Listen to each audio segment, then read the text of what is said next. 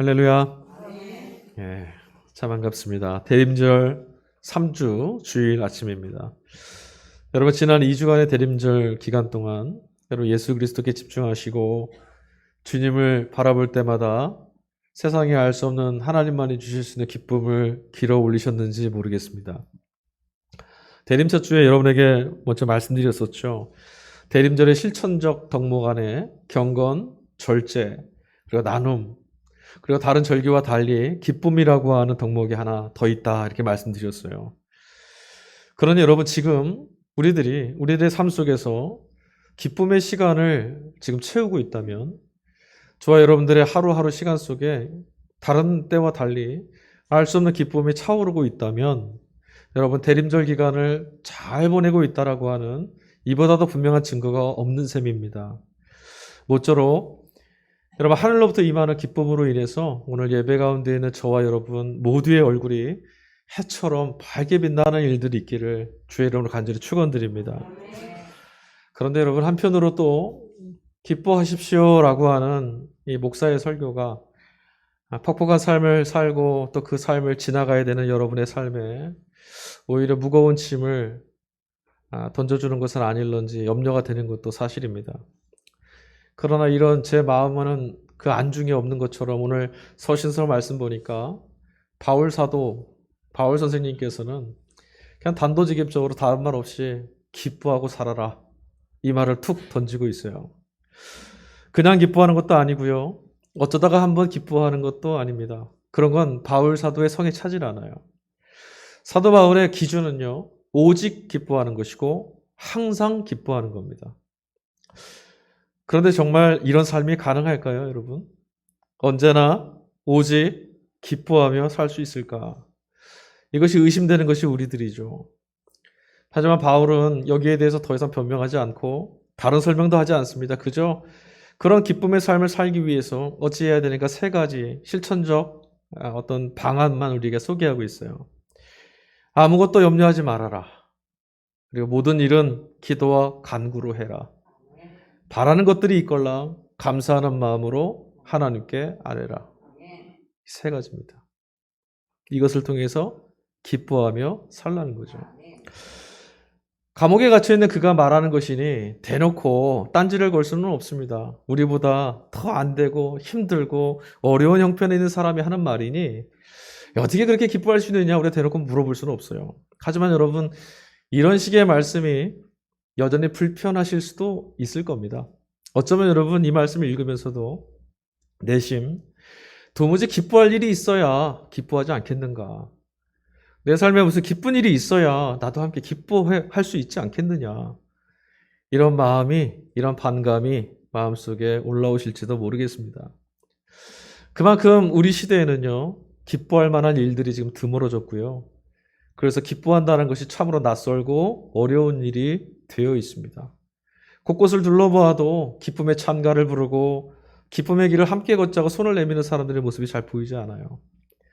그러나 여러분 여전히 바울은 한결같이 기뻐하라고만 말합니다. 그래서 매우 불친절하게 느껴질 때도 있습니다. 그러나 그라고 해서 늘 기뻐할 만한 일들만 그에게 있었을 리는 만무하겠죠? 사실은 오늘도 그는 복음을 전하는 일 때문에 감옥에 갇혀있는 신세입니다. 주님의 부르심을 받고 난 이후에 그의 삶이라는 것은 오히려 훨씬 더 곤고해졌어요. 그 이전까지는 사람들의 존경도 받고 아쉬울 것 없고 내일을 염려하지 않아도 되는 그런 삶을 살던 사람이었는데 주님이 그를 택하시고 부르셨고 거기에 응답해서 살기 시작하면서 곁에서 보기에는 참으로 안쓰러운 어찌 저렇게 살 수 있을까 싶을 만큼 곤고한 삶의 나락으로 떨어진 것처럼 보였습니다. 그렇다고 해서 여러분 속으로는 괴롭고 힘들고 비참한데도 사람들 앞에 서면 그렇지 않은 것처럼 그냥 이빨은 거짓말처럼 기뻐하십시오 라고 말했던 것은 아닙니다. 그가 지금 힘을 주어서 외치고 있습니다. 기뻐하십시오. 왜 그렇게 외칠 수 있었을까? 왜 그렇게 외쳐야 했는가? 오늘 빌립보 교회에 써보냈던 그의 편지, 그 편지를 받는 사람들에게 기뻐할 수 없는 어떤 상황이 지금 있었기 때문이에요. 그래서 바울 선생님이 지금 여러분들은 기뻐하셔야 됩니다라고 외친 겁니다. 무슨 일이 있었을까요? 오늘 우리가 읽지는 않았지만 서신서인 빌립보서 앞 단락을 읽어보면 4장 앞에 가보면요. 지금 빌립보 교회의 일꾼들이었던 유오디아하고 순두계 사이에 갈등이 일어났다는 걸 알 수 있어요. 무엇 때문에 다툰지는 모르겠습니다. 하여튼간 다툼이 있었고 그것 때문에 갈등이 야기됐어요. 이것 때문에 교회 전체가 지금 어려움에 처하게 됐습니다. 여러분, 한번 틀어진 관계가 다시 새로워지는 게 얼마나 어려운지 아시죠? 한번 틀어진 관계는요, 마치 남과 북, 동과 서의 거리만큼이나 그 서로의 마음을 멀어지게 만들어요. 당사자뿐만 아닙니다. 함께하는 사람들, 곁에 있는 사람들의 마음마저도 냉랭하게 얼어붙기 십상입니다. 균열이 생기고 깨어짐이 아주 쉬워지는 그런 상태에 빠지는 거죠. 교회 안에 일어난 이 문제를 해결하기 위해서 바울 선생님이 전한 권면이 있습니다. 오늘 말씀이 그 대목이에요. 그가 전했던 권면은 그저 서로가 서로에게 관용을 베풀어라. 이것뿐입니다. 이게 참 어려운 말이거든요. 여러분, 틀어진 관계가 이전으로 돌아가려면요. 지금 여기서 멈출 수는 있지만 아무 일 없던 것처럼 이전으로 돌아가려면 전제가 있어요. 뭐냐면 어느 한쪽이 완전히 희생한다라는 것이 전제가 돼야 돼요. 서로 화해해야지 얘기를 하다가도 그런데 있잖아. 내 입장은 한마디 하면 다시 악화됩니다. 그냥 그래 다 내 잘못이야. 희생해야 되죠.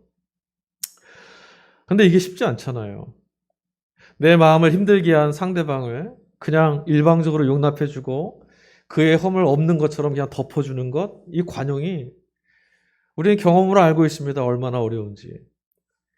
신앙인이 아니더라도 마땅히 성숙한 사람이라면 관용하는 삶의 태도를 보이는 것이 마땅하다. 우리 모를 리는 없지만 여러분 어떻습니까? 생각처럼 우리 마음이 그렇게 움직이지 않잖아요.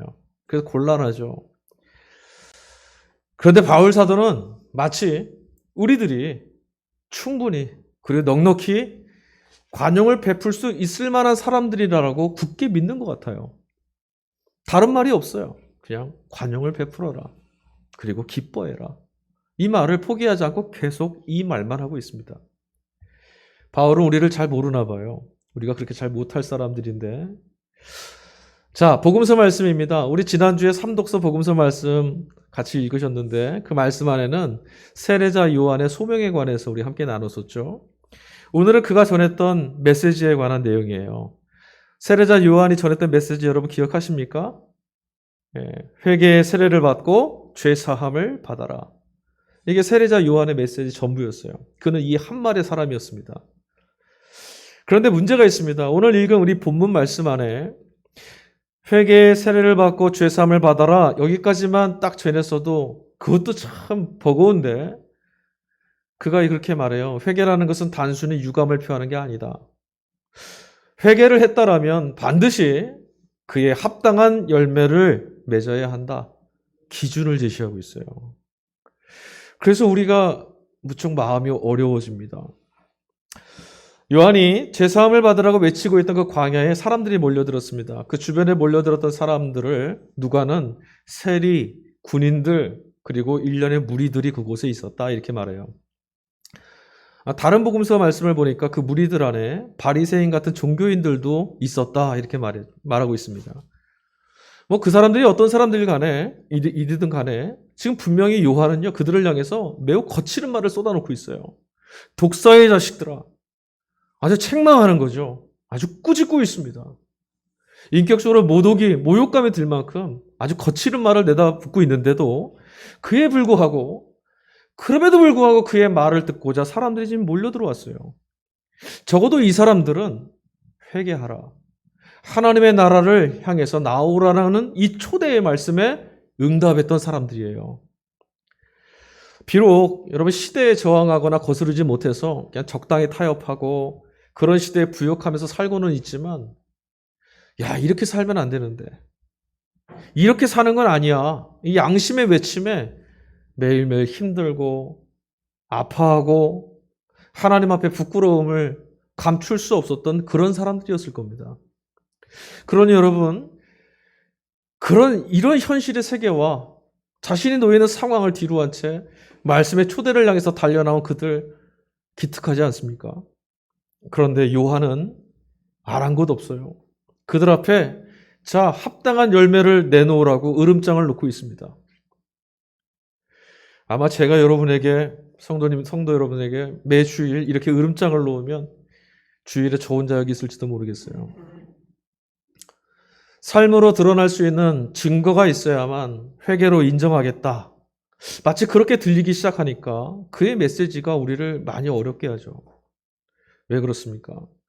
내 스스로 돌아봤을 때는 회개에 합당한 열매가 잘 보이지 않아서 정말 그럴까? 이런 의문이 들어서 속옷 2벌밖에 없는 사람에게 요한은 외칩니다. 나머지 1벌 내주어라. 세리들은 정해진 것 외에는 더 징수하면 안 된다고 말합니다. 군인들은 남의 것 빼앗지 말라고 말합니다. 그런 모습이 있어야만 회개한 사람이다라는 거예요. 당시 여러분 제 이익을 얻기 위해서 백성들로부터 세금 거두면서 조금 더 받아 로마에 바치고 나서 제 몫을 챙기려고 했던 사람들인데 또 제게 주어진 힘, 군인들에게 주어졌던 그 힘, 별 볼 일 없는 것 같아도 그것 가지고 다른 이들에게 힘을 좀 행사했던 군인들이었는데 그들도요, 그리 살 수밖에 없던 그런 시대였어요. 얼마 주어져 있지 않은 그 권세와 힘을 가지고 몸부림치며 살아야 되는 그런 시대.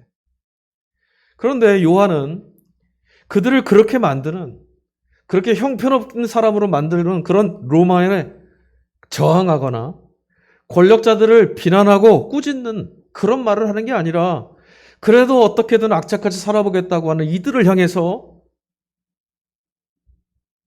회개에 합당한 열매를 내놓고 살아라 요구하고 있어요. 어찌 보면 현실에 버성기며 살고 있는 그들의 삶을 송두리째 막 뒤흔드는 그런 말씀일 수도 있습니다. 자, 증거가 있어야 회개를 인정하겠다 그렇게 들리거나 혹은 여러분 믿음을 확신할 수 있으려면 증거가 있어야 된다 이런 생각에 사로잡히게 되면요, 그때부터 우리들의 믿음은 늘 의심받게 됩니다. 불안해요. 정말일까? 증거가 있는 게 맞을까? 그때부터 여러분 우리는 믿음이 아니라 어찌해서든 믿음을 입증할 수 있는 표징에만 마음을 빼앗기게 됩니다. 그래서 행함이 없으면 구원받지 못한다라는 강박에 내몰리게 되고 피곤함과 불안이 마땅히 기쁨으로 채워져야 될 우리들의 신앙을 병들게 해요. 그러나 여러분, 지금 요한의 말은 비록 과정이 힘들고 열매 맺는 것 자체는 어렵다 할지라도 열매를 누리며 살아가는 삶, 그런 삶을 살라는 초대의 말씀인 거예요. 회개에 합당한 삶, 여러분 그게 무엇일까요, 여러분? 회개에 합당한 삶은 어떤 삶입니까? 근면하고 검소하고 정직하고 계명을 하나도 어기지 않고 사는 그런 것일까요? 그렇다면 아마도 예수님이 바리새인들을 칭찬하셨을 거예요. 근데 복음서에 보면 예수님은 바리새인들을 보고 회칠한 무덤 같은 자들이라고 했어요. 회개에 합당한 삶이란 야 제발 천국 백성답게 좀 살아라 이런 당위의 요구가 아니에요. 회개에 합당한 삶은 이제는 천국 백성이 되었으니 천국 백성 되었다라는 기쁨에서부터 너의 삶을 누리고 살아라. 이 말씀이거든요. 마치 우리는 회개를 통해서 어떤 사역을 하거나 어떤 결실을 맺는 것, 좀 그렇게 하려고 뭔가를 얻어내려고 합니다. 그러나 그렇지 않습니다. 우리는 오직 회개해야 한다. 이 말은 주님께 이어져 살아간다는 거예요. 내 삶의 방향이 주님을 향해서 돌아져 있다. 그게 회개죠. 그리고 주님을 향해서 바라보며 살아가는 것 자체가 회개에 합당한 열매입니다. 여러분 성경 어디에 행함으로 구원을 받으라고 하는 말씀이 있습니까? 성경 어디에 너희의 행함으로 거룩해져라 이런 말씀이 있던가요? 그런 말씀이 없죠. 왜 그렇습니까? 우리가 돌이키기만 하면, 우리가 하나님께로 고개를 돌리면, 우리가 우리들의 삶의 방향과 지향을 하나님께로 돌리면 천국 백성답게 살아갈 수 있도록 우리를 지켜주시고 이끌어주고 힘주시는 주님이 계시기 때문이에요. 성경은 우리에게 주님이라는 말을 기억하라고 말해요. 만일 여러분 우리가 주님이 아니라 저와 여러분이 갖고 있는 어떤 행함, 능력, 어떤 사람들로부터 얻는 평판 이런 것들을 통해서 죄사함을 받는다거나 하나님께 용납을 받는다거나 하나님의 자녀가 되려고 자꾸 애를 쓴다면 하나님은 분명히 돌들을 택해서라도 자기 백성 삼으실 수 있다는 걸 똑똑히 보여주실 거예요. 우리 부끄럽게 하시는 거죠. 너희 것 가지고 내 자녀 되는 것 아니다. 잊지 마십시오, 여러분. 가지가 열매를 맺는 거 아닙니다. 나무에 이어져 있으면 나무가 가지에 영양분을 공급해주고 가지 끝에 열매 맺게 해주는 겁니다. 가지가 신경 써야 될 것은 열매가 아니에요. 나무에 매달려 있느냐, 즉 살아있느냐. 우리가 마음에 담아야 될 건 여기 있죠. 내가 어떤 열매를, 어떤 흔적을 남길 것이냐가 아니라 내가 지금 생명을 갖고 있냐, 즉 예수님과 이어져 있느냐. 오늘 성서일과 일독서 본문으로 읽은 말씀은 스바냐서입니다. 스바냐 선지자는요, 여러분 히스기야 왕 아시죠? 히스기야 왕의 고손자, 한참 후의 손자예요. 그러니까 이 스바냐 선지자는 왕족 출신입니다. 이 스바냐 선지자가 활동했던 시대는 이 이후에 요시야라는 왕이 이제 이스라엘의 유대에 나오는데 그 왕이 하나님 마음에 합했던 사람이에요. 일그러졌던 유다를 다시 살리려고 개혁운동을 했던 사람이거든요. 바로 그 요시야 왕이 나오기 바로 이전까지 활동했던 선지자예요. 불운한 사람이죠. 그가 선지자로 활동했던 때는 온 이스라엘과 유대가 하나님 앞에 악을 행하던 때, 불순종하던 때, 그때였어요. 그러니까 당장에 하나님의 심판이 임하고 그들이 망한다 해도 유다가 땅에서 사라지는 그런 심판 가운데 있다 해도 전혀 이상할 일이 없을 만큼 악으로 치닫고 있던 그런 시대였어요. 그 시대에 스바냐 선지자가 말씀을 전하러 가야 되는 겁니다. 여러분 생각해 보세요. 망할 것이 뻔한 땅, 하나님의 심판이 임해야 되는 그런 땅에 전해야 될 메시지라면 어떤 거겠습니까? 마땅히 그들의 허물과 죄를 고발하고 그 죄와 허물에 합당한 하나님의 불같은 심판이 임할 것이다라는 걸 전하는 것, 이게 메시지 아니겠어요? 그런데 여러분 오늘 우리가 읽은 스바냐서 말씀은 이런 우리들의 기대와 전혀 다른 말씀이 주어지고 있어요. 지금 그들이 처해 있는 상황은 어떤 처지냐면 아수르와 바벨론이라고 하는 열강이 신흥 강국들이 주변을 둘러싸고 있는 때였어요. 어느 나라가 패권을 잡는다 하더라도 이스라엘은 망할 수밖에 없어요. 다시 말하면 피할 수 없는 패망, 하나님의 심판 앞에 서 있는 게 분명한 때인 거죠.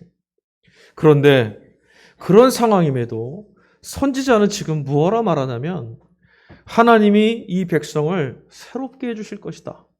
이 말을 하고 있어요. 여러분 사실 그들이 아무리 기도하고 아무리 예배를 해도 그들이 직면하고 있는 현실은 여전히 칼날처럼 위태롭고 그들의 마음 아프게 만드는 그런 상황이었습니다. 그런데 지금 선지자는 하나님이 너희를 새롭게 하실 거야. 그러니 미리 기뻐해. 이렇게 외친다는 거예요. 도대체 그 근거가 어디 있을까? 스바냐서 우리가 같이 읽은 말씀 3장 17절 그 말씀이 근거입니다. 주 너의 하나님이 너와 함께 계신다. 구원을 베푸실 전능하신 하나님이다. 너를 보고서 그가 기뻐하시고 반기시고 너를 사랑으로 새롭게 해주시며 너를 보고서 노래하고 기뻐하실 것이다. 그들과 함께 하신다. 너희와 함께 계신다. 2번이나 말씀하셨어요. 하나님의 위로 격려라면 이 말씀으로도 충분할 것 같아요. 내가 너희를 버리지 않겠다. 너희와 함께 하겠다. 그런데 여러분, 더 놀라운 말씀이 이어졌었죠? 무슨 말씀이 이어졌었습니까? 이런 이스라엘을 하나님 앞에 패악하고 말씀을 저항하고 말씀 따라 살자고 불의와 정말 그 믿음 없는 불신으로 치달았던 이들을 하나님 뭐라 말씀하셨냐면 나의 기쁨이 너희다. 내가 너희를 나의 기쁨으로 삼겠다 말씀하셨다는 거예요. 오늘 우리도 마찬가지예요. 얼마나 잘나 보이는지 얼마나 잘하는지 상관없어요. 혹은 얼마나 깨져 있는지, 상해 있는지, 내 안이 얼마나 더럽혀졌는지 괜찮아요. 하나님은 그것을 조건으로 삼지 않으세요. 여러분, 주님의 기쁨이 된다라는 표현, 늘 그렇게 되고 싶은 우리 편에서 하나님께 드렸던 그런 고백 아니었습니까? 근데 지금 이 말씀을 하나님이 우리에게 주고 계세요. 앞서 말씀드렸다시피 게다가 이 말씀이 이스라엘이 잘할 때가 아니었다라는 거예요. 형편없을 때, 지금 당장 망해도 할 말이, 입이 두 개라도 할 말이 없을 만큼 하나님을 배신했다. 그때 하나님 주신 말씀이라는 거예요. 우리 하나님의 사랑이라는 것이 무엇인지 우리는 이 말씀을 통해서 알게 됩니다. 우리들이 무엇을 잘해내거나 업적을 쌓거나 열매를 거두거나 사람들로부터 칭찬을 받아서 하나님께 영광 올린다라고 우리가 말하고 다니는 거, 그런 거 상관없이, 아니 그런 걸 하나도 조건으로 삼지 않고 계신다는 거예요. 하나님은 이런 것 때문에 우리를 기뻐하시고 이런 것 때문에 우리를 사랑하시는 게 아니라는 거죠. 여러분, 이 믿음이 우리 안에 있어야 돼요. 하나님은 나를 어떻게 사랑하시는가? 하나님은 나를 왜 사랑하시는가에 대한 믿음, 그분의 사랑에 대한 믿음이 있어야만 해요. 여러분, 이 믿음이 있을 때만 우리는 주님 앞에 나아갈 때마다 헐벗고 굶주리고 지치고 고난 우리의 삶, 우리 인생 전체가 용납되는 것, 우리 인생 전체가 긍정되는 것을 경험할 수 있어요. 하나님 앞에 나아갈 때. 그래서 우리 마음을 더없이 따뜻하게 해주시고 우리 인생 자체가 불행이 아니라 하나님 손에 들리워진 복이었다는 것을 알게 해주시는 거죠. 하나님께서 우리를 사랑하신다. 스바냐 선지자가 전한 이 말씀, 이 말씀에 대한 응답으로 주어지는 응송 말씀, 오늘 주어진 응송 말씀이 이사야 12장 말씀입니다. 이사야 12장 말씀의 소제목은 감사 찬양이라 되어 있어요. 여러분, 그렇지 않습니까?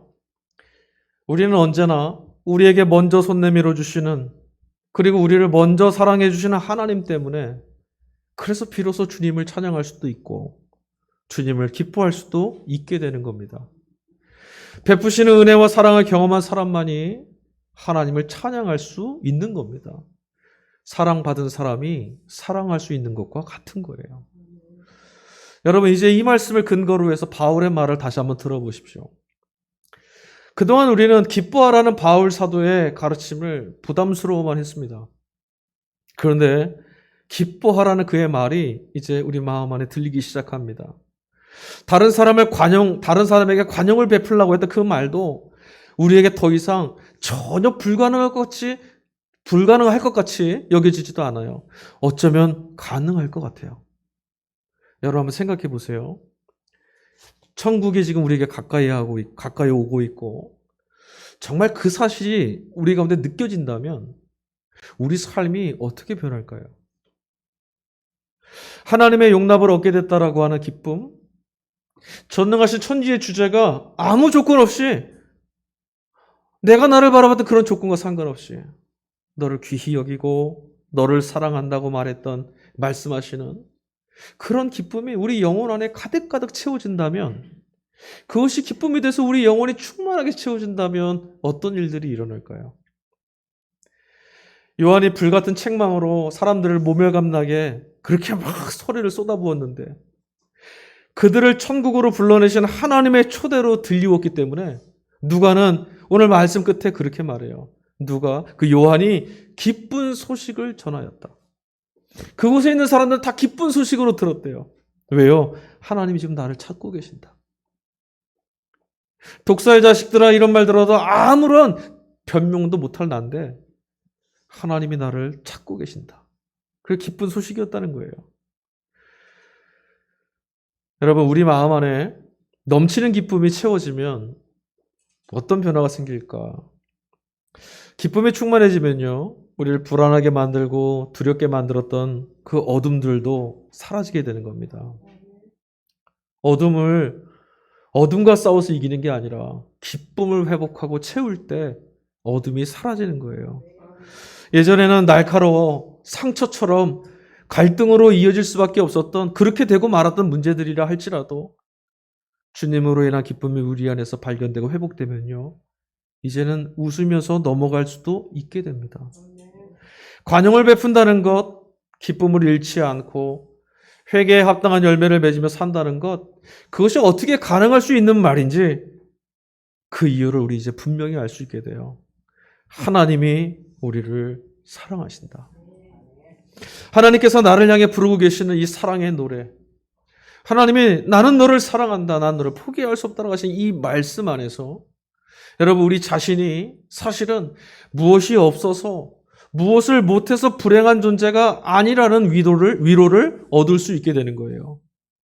그 사랑 안에서만 여러분, 우리는 기쁨을 길어 올리는 회개에 합당한 삶을 살 수 있습니다. 왜 저렇게 신앙생활을 못할까? 왜 저렇게 불행하게 살까? 왜 저렇게 염려하며 살까? 왜 저렇게 바르게 살지 못할까?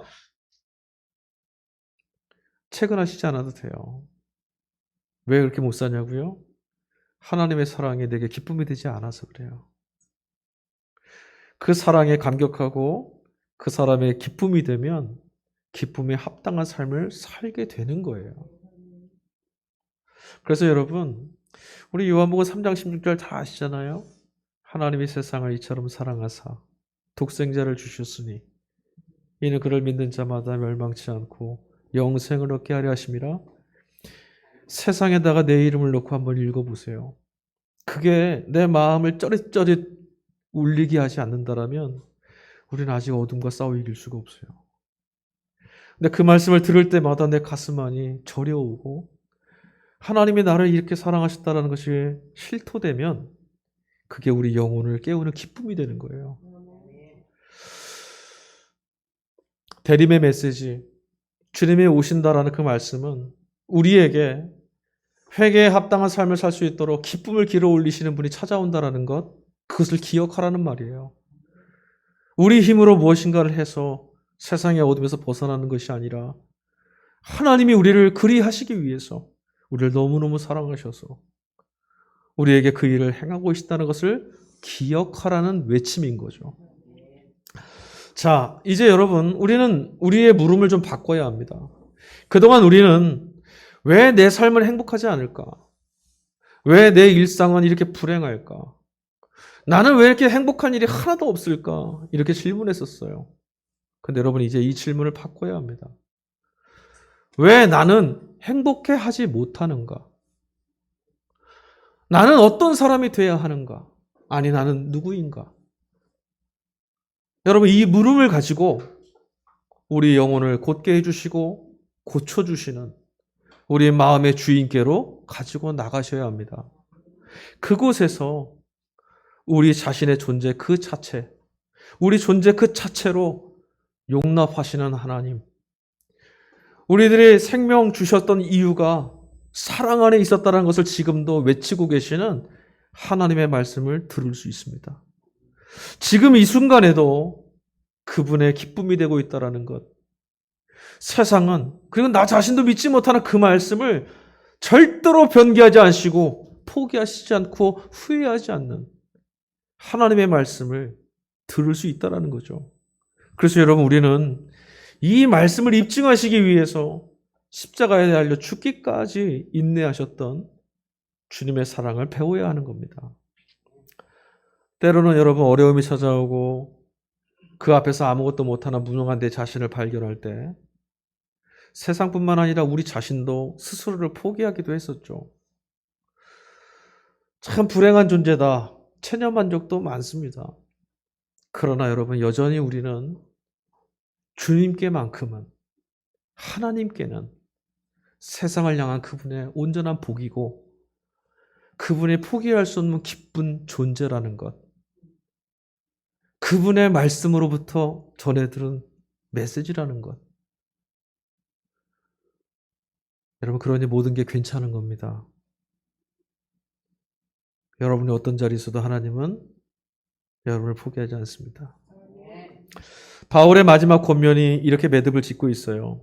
아무것도 염려하지 말고 모든 일을 오직 기도와 간구로 하고 여러분이 바라는 것을 감사하는 마음으로 하나님께 아뢰십시오. 그리하면 사람의 헤아림을 뛰어넘는 하나님의 평화가 여러분의 마음과 생각을 그리스도 예수 안에서 지켜주실 것입니다. 아멘. 하나님께서 그리스도 예수 안에서 지켜주신답니다. 여러분, 주님이 오고 계십니다. 기만하고 속이는 어떤 어둠의 힘이라도 넉넉히 이겨낼 수 있도록 도와주시는 주님의 사랑.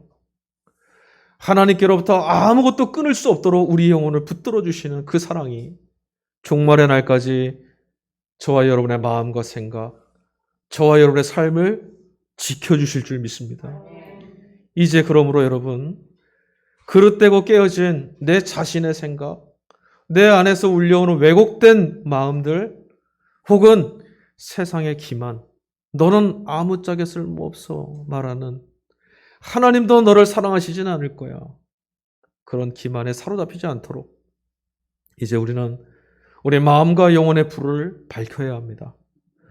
기쁨의 노래를 부르시면서 우리를 찾아오시는 주님을 향해서 우리도 마땅히 응답의 찬양을 부르며 주님 오시는 길을 예비해야 되지 않겠습니까?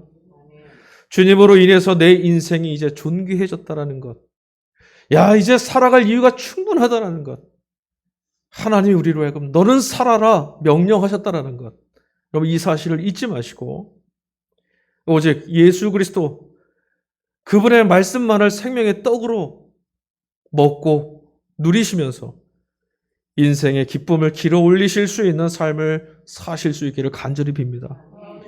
말씀을 듣고 말씀을 채워야 될 이유가 여기 있는 것이죠. 우리는 이 사실을 전하기 위해서 부름을 받은 성도들입니다. 주님이 우리와 함께 계십니다. 아멘. 우리 이 시간에 같이 찬양했으면 좋겠습니다. 성경은 첫 장부터 마지막까지, 마지막 장까지 우리로 하여금 우리의 구원을 이루라고 말하지 않아요. 이미 하나님이 우리의 구원을 이루셨다고 그분을 기억하라고, 그분의 손을 붙잡으라고, 그분께로 돌아오라고, 그분께로 돌이키라고, 그분의 말씀을 믿으라고.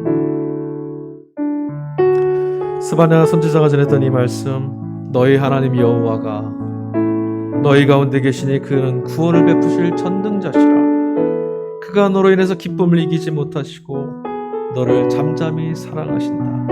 우리 같이 찬양 같이 부르도록 하겠습니다. 너희 하나님 여호와